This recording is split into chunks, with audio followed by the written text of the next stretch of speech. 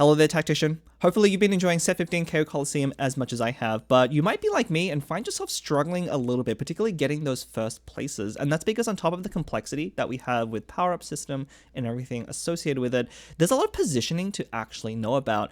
As you might know, your pack lines are not safe in this set. Between units like Katarina and Akali, there's a lot of ways for units to get into your back line, and that can easily cost you 1 or maybe even 2 placements.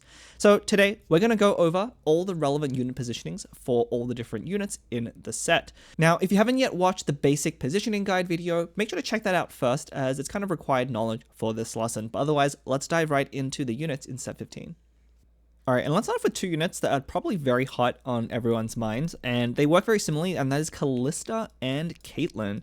So the unique thing about these 2 units is that they're the type of units that will target the furthest hex. And you might have seen this positioning before, but one of the ways that these units have been positioned in Set 15 is you'll find them in one of the corners, and then you'll notice all the frontline units kind of get pushed to the sides. And if you watch the fundamentals video, I explain why this is important. This basically pulls regular standard front lines apart and leaves a gap in the middle for these units to directly shoot the unit in the opposing corner. So if you are playing one of these units, definitely recommend you do place your units in this way. You will have to scout a little bit to see which corner your opponent's units are and position in the right one accordingly. But once you do that, it's a pretty easy way to get at the opposing carry. Now, how do you position against this? Well, there's a couple of ways, and these will be very useful to know about. So for one, if you have an immobile unit like a trainer, one thing you can do is if you place this in the middle hex, it actually protects both corners from the opposite corner that is being targeted. So this is a great way if you do have something immobile. It also works with the artifact, where is it? Indomitable. So if you have this on a unit, this makes it so that the unit doesn't really move. It pulls targets into range, so it will keep your tank locked in that middle square without pulling away to the side. So a very good way of preventing yourself from getting sniped by these 2 backline units. The other thing you can do is you can actually put a range unit, and it's very common with Rise right now as a strategist. You can put a range unit in the middle hex as well to achieve the same thing. They're going to be less tanky than a true tank or even a trainer, but they will soak up some damage, and maybe a lot of the time that first shot is all you need to get into the backline and take out those opposing snipers first. So you can try this. You know, Rise here will shoot one of the frontline units here and then stay in this middle square. So that's another way you can counter this positioning. The other way you can do it, which is also pretty simple, is instead of having all your frontline in a row like this, which is asking for it to be split, you can actually stagger your frontline in the same way, maybe even a little bit less, and this way both front lines will kind of meet in the middle, and then you'll be back to a regular situation. So you can do this as well. You can also do this with just a few units. You don't have to make your front line full on V-shaped like this, because of course you might have to play against other boards that are not doing this, and this might grief position against other ones, but it's generally pretty safe. You're not going to put your corner carries in too much danger. And the other way, of course, you can do it is, let's see, so if you have your own units in the back row, one thing you can do is you just place your most important unit in the middle. So let's take this as an example. Right, you can place your most important unit in the middle, which guarantees that the first units that are targeted are the ones on the corner, and that will eventually avoid at least the first shot. Of course, if they're doing an open backline, open midline like this, then it's very likely the second shot will reach your middle unit anyway. So this won't keep you safe for too long, especially against Caitlyn, because her bullets will bounce. Even if it hits this backline unit here, there's a chance that it will bounce over to your primary carry and deal enough damage to take it out. So it's a lot safer rather than doing this middle positioning, just to corner the carry, and you can either move it to the opposite side, or you can use one of the frontline positioning tricks. Just be careful if you do decide to attempt to scout, and let's say your opponent has Kalista on this side, and you scout out their positioning, and you say, okay, I'm going to put it on the same side. If your front line doesn't have a unit in the leftmost hex over here, what can happen a lot of the time is that this still leaves this lane open and you can still get yourself sniped. So make sure you also have a tank in this hex here in order, and preferably your strongest tank in order to guard against that direct line access there. The next unit to briefly talk about is Gnar. This one's going to be pretty quick. So there's not too much in terms of positioning as the backline carry, but because Gnar has the luchador trait, which essentially means that he gets a stun, but normally you don't make use of this until late into the fight. But one thing you can do, if Gnar is not your primary carry, so generally if you don't have him itemized or 3-star, you can put him in the front row, and then that way his stun gets triggered at the beginning of the fight where it's more useful, and then he'll immediately jump to safety in the back row. Now, if your Gnar has items, then it's not recommended to do this, because then the stun is more valuable towards the end of the fight, because you're more guaranteed to stun the opposing carry rather than a random tank. But if you don't have an Gnar itemized, then you might as well use him for CC value at the start of a fight. Next, we should mention Kayle briefly. As you know, her attack launches an AoE set of waves. So when you're positioning as Kayle, there's really not too much to concern yourself with. You just want to have a front line, usually 6 Juggernaut or something like that, and you just take out the units. But if you're playing against Kayle, one thing that you should be mindful of, especially if it's a pretty close fight, is try to isolate the first target for Kayle so that you can avoid the AoE damage. If you place units to like next to your main tank like this, that get hit by the splash damage, you're giving the Kayle player extra value. And the reason this matters so much is because the Wraith proc counts all damage dealt by Kayle here. And so the splash damage actually does add up, meaning that she'll be dealing a lot more damage to your units at the start of the fight. Next up, Lucian has some interesting positioning. As you know, any bullets that he misses will refund mana. Now, as of the current patch, they did nerf that from 10 mana per bullet on 1 and 2-star to just 8. So it used to be that every bullet missed would even out, right? He has 40 mana and 4 bullets. And so every missed bullet is essentially breaking even. But now, because his bullets only refund 8, technically you're more incentivized to not miss on each of your hits. So if you have a 1 or 2-star Lucian, then generally you want to position him so that if he misses or if he takes out one of the frontline units, that the unit travels into the backline and takes and hits the opposing carry. So for instance, if your opponent has all their tanks to one side here and their carry in the backline, then generally you don't want to position Lucian here because your bullets will miss. You want to just angle it a little bit so that it's in the direct line, maybe even one space over here, so that either of these 2 tanks will be hit by the Lucian. Now, on the other hand, if you're playing the 3-star version of Lucian, then things are a little bit different, because now you refund 15 mana for each bullet, which actually means you want to be missing. For instance, if you hit with 1 bullet and miss 3, you immediately cast again.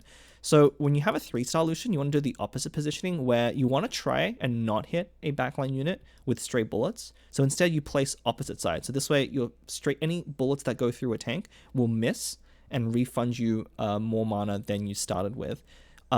This is great, again, because 1 bullet usually isn't going to be enough to take out the backline anyway. So even if you could do incidental damage to the back, it doesn't really matter unless you take out that unit. So better to just miss and then fire on the next tank and hopefully just chain these takedowns one by one until you can reach the backline.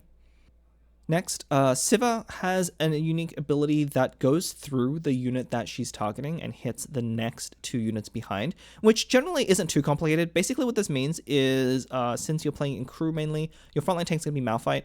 If you just have a solo frontline Malphite, that's usually just going to be enough to get this maximal value from this position, because a lot of the time the tanks will wrap around Malphite here, and then you'll be targeting the first tank in this hex, and they will pass through to the next tank. So as long as you're playing crew with a normal frontline, then this isn't really anything you have to position around. Now, if you're playing against crew and you have an opponent that has units on Sivir, so they're a primary carry, obviously the crew's ship does damage based on the damage dealt by the unit, so you want to minimize the damage as much as you can. So in this case, if you have, say, 4 units in your front line, you don't want to avoid this kind of positioning where you wrap perfectly around the Malphite and get maximal value. But if you just stagger your front line 1 to the right, and this way what ends up happening is that after Sivir takes out this tank over here, there's no extra damage going on here. You will get some splash damage over here from 1 tank, but it kind of pushes it to later in the fight, and that can often be enough to take out Malphite and kind of snowball, because the more crew units you take out, the slower the ship fires and the harder it is for them to continue the fight. Next up, another 2-cost you've probably seen a lot of, Katarina. So her ability will jump to the lowest health enemy in 2 hexes. The interesting thing here, though, is if there aren't enough enemies that are low HP in range, you'll actually go outside of that 2 hex range. So it's particularly dangerous if you put her close, or if you put your main carry close with other low health units. Now, if you are playing Katarina, you probably understand the standard positioning, which is this split one over here. Same idea as the snipers. The reason you use this positioning is that once you take out all the tanks on one side, then Katarina will be able to just walk into the back line, hopefully be in kind of this position here, somewhere around here, and then be able to target the corner hex with one of her dashes. So if you're playing against this, it's kind of hard to prevent her dashing around sometimes, but one thing you can do, obviously, like I said, don't leave any weak units in your backline if you can help it. So for instance, if you have your primary carry in one corner, if you do this kind of spaced out positioning like this, which is pretty standard for the sorcerer board, this is going to be the highest chance for Katarina to either jump on from to the right side and then chain all the way to the left, or just go into this space over here on the left after her first jump from the front line. So the way you can avoid this is just clump all your weak units onto one side, and that makes it much less likely that Katarina is going to jump into the back line. In particular, if you have your main tank in the front here, make sure to have some weaker tank units to the right in order to bait out any potential Katarina jumps. So don't have them too far out. If you have them too far out, then Katarina will jump into your backline, but kind of put them together. The other trick you can also use, especially if you have really unimportant backline units, and I've done this before, if you just frontline them, not only does it reduce the chance that Katarina jumps into the back here, but you get additional frontline for your units to deal more damage. And Katarina very, very likely will just jump to the right and then stay on this right side and then come back to the tank, right? As long as this Karma is too far out of range and there's another unit in range, then you won't get into the problem of jumping into the back line. And another trick also to mention is Kobuko, and this is specifically if you play 4 Mentor Kobuko. So if you're not aware, at 4 Mentor, all of their abilities upgrade. For Kobuko, he'll stun the furthest unit within 4 hexes, kind of like the Akali dash. And so if you do have 4 Mentor in, it's actually pretty important that you put Kobuko in this 3rd from the left or 3rd from the right square to hit the corner carry. A lot of the time, if you have a 3-star Kobuko, he will be able to cast more than once, and stunning the corner carry twice in a single fight not only is a ton of damage, but it's going to really swing the fight in your favor. So make sure to position Kobuko if you have 4 Mentor in. If you only have 2, it just targets the nearest unit, so it really doesn't matter, but definitely something to consider when you have 4 Mentor. And for 3 cost, we've already talked about Caitlyn, so nothing too much to mention already for that. But Senna is a unit you can position around as well. So Senna's ability fires in a line, which is interesting because the line will hit both 2 and 1 hex sometimes. So if you look at this, if Senna is targeting the tank directly opposite, then she'll hit these 2 hexes here, the single hex here, and then these 2 hexes here.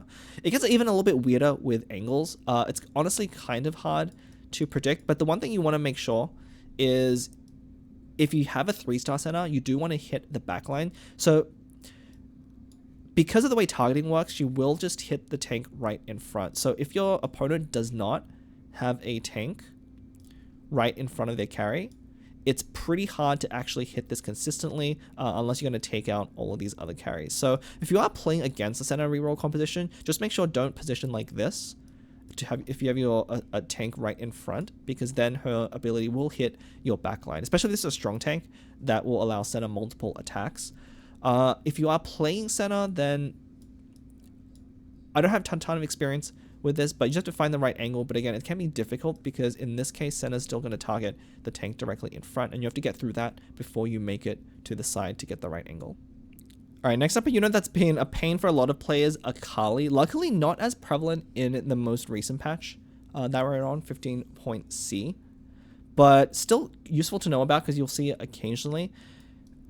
Obviously, if you watch the fundamentals video, the main positions that you want Akali in are going to be this 3rd from the left or 3rd from the right column, and that allows you to hit your opponent's corner carries.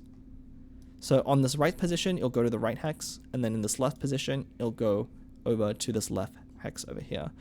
Now, there's already been a lot of players trying to figure out how to counter the positionings. The simplest, of course, is if you have a bait unit that you can put, if you just swap these two units around, Akali will now target the Ezreal first and then usually jump back into the front line, and it'll be a while before this Yuumi is targeted. But if your opponent susses this out, they can simply just move their Akali one square to the right. And so this kind of becomes a back and forth where, you know, you can be positioning and counter positioning, and they counter positioning you. So there's not a ton of reliable ways to do this. Now, one thing that people have tried, and let's flip the board here just so we can focus more on the board for yourself. So if your opponent has the Akali, one thing that people figured out, you can do kind of the split front line, where you leave a gap for the most common Akali positioning, and this forces her to walk up, in which case now, if Akali walks into this position here, especially if you have something like this, where you force her to walk into this right side, then because her ability targets the 4 enemies 4 hexes away, she's going to dash over to the left here onto the front line as well. So this is going to be a pretty safe way to protect your carry, especially with other units here in the back line that are kind of bait as well. It can be quite a while before they get onto the Yuumi. The other thing you might have seen is some people third row their carry over here, in which case most of the time the Akali is going to jump, especially if you have a lot of frontline units, to another frontline unit or some other backline in the 4th hex. So you can put a bait unit in that corner as well, or even in this corner over here, and then it takes quite a while again to get to your main carry. Of course, these still aren't super reliable. For instance, in this positioning, if again your opponent moves one to the right, well, now Yuumi is actually in prime targeting range as well. So unfortunately, there's no surefire way here to counter the Akali positioning. A lot of the time, if the fight goes on for long enough, she will eventually target your backline, and by then, especially if she has Archangels, she will have ramped up enough damage to one-shot your carry anyway. So a lot of the time, you just have to try and scout out your Akali opponent, see if they're moving her around. If they're keeping her in these 3 positions, then any of the 2 methods I explained before will work. If you just leave a gap, then you can keep your carry in that back pocket over here. Otherwise, you know, if your opponent isn't moving Akali, then swapping the positions here and having a unit as bait works pretty well as well. Next, the stun AoE of the set, the 4-cost Jarvan. So his ability will stun enemies in a 2 hex radius. Luckily not as big as Sejuani from the previous set, but it's still pretty impactful. If you are playing Jarvan, it's pretty simple. You just want a same side against their carry, usually in the 2nd column from the side, but you can put it in the corner as well. Anything kind of works. He kind of auto detects the largest clump possible. Now, the way you avoid this, of course, is pretty simple. You just want to not have any units clumped together in the backline. And so if you do have, you know, 2 units over here, try and space them out so that they're more than 2 hexes apart. And that way, if Jarvan is trying to land a stun, he's less likely to hit here. You can also just like move some of your frontline units that you don't care about into the 3rd row, because this creates clumps with your front line. So for instance, if you 3rd row over here, now you have this juicy looking target for Jarvan over here. It's very easy to bait him into the middle of your board here, or if you just have enough tanks in general. And then finally for 5 cost, really the only thing worth talking about is probably Braum. So Braum's ability, as you know, once he locks onto a tank, will throw them from the front line into the back line, but it really depends on the angle as well. So one thing you do want to make sure with Braum is it is ideal if you do throw them backwards. So you want to put them directly in front of your opponent's main tank. So for instance, let's say this was Leona. So if Leona is this in square, you do want to throw them towards the carry. This allows you to make the most of any splash damage that you have. So if they're in the corner in the back right, then you want to try and angle Braum this way so that it targets Leona and throws her over here. If the carry's on the opposite corner, then you want to move it 1 square to the right, and this will throw back this way. One thing you generally want to avoid is if your Braum wraps, then he's going to throw directly left, which doesn't really help you too much because the carry is still pretty much protected. But you could also try something where you wrap around to the other side and throw this tank really far away, and this might let your melee units move up. Range units might still lock on to this Leona if they walk up, so generally better if you have melee carries to try that with. But pretty fun to position around Braum. There's also tricks that you can do with like AoE attacks like Karma and Jinx missiles as well, but they're pretty niche, and for the most part you're just looking to put the carry as close to the tank as possible to get any splash damage bonuses there. And that about wraps it up for all the important positioning for a lot of the units, but there's a couple of small edge cases to be aware of. So first, units that will deal splash damage to nearby units. So this is Yasuo, it's also Jace, and Duelist Lee Sin. So all of these three units have an ability that will target the nearest three units, and so for these units you really want to same side against the opposing carry. This way, if they don't have enough backline units or other tanks, even if you're hitting the main tank, your splash damage is hitting the backline, even if it's really far away. So this is gonna be really nice to just take out and assassinate those units quite early into the fight. And a little bit less impactful than that, but also something to be aware of, units like Yuumi, Ashe, Kai'Sa, and Samira. All four of these units have abilities that target enemies within either 2 hexes or nearby, and so with all four of these units you do want to same side against the opposing carry, because this does give you a good chance of splashing over onto them, especially if the main tank goes down. And that pretty much wraps it up for all the important unit positionings in set 15. Obviously there's no need to go over every single unit because a lot of them just default to standard positionings that we've seen before. So again, if you haven't checked it out, please make sure to go look at the fundamentals lesson. Otherwise, if you enjoyed this video, please give a comment below, and if you have any questions, make sure to ask them there as well. And you can subscribe to know when the next lesson is available. But until then, class dismissed.